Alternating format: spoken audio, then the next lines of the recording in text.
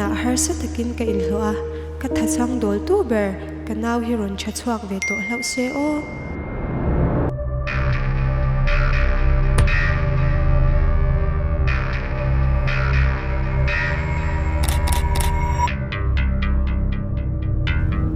ka u hian rui lo sim turin min bei sei sanga azun hian min fan na to sia sim ve thei ka vad du em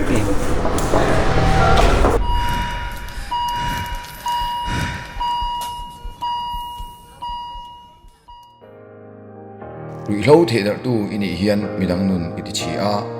aso khok bo ichunga aron le le nge yam chu wangin thim thil ti chu pein eng thomin in thomang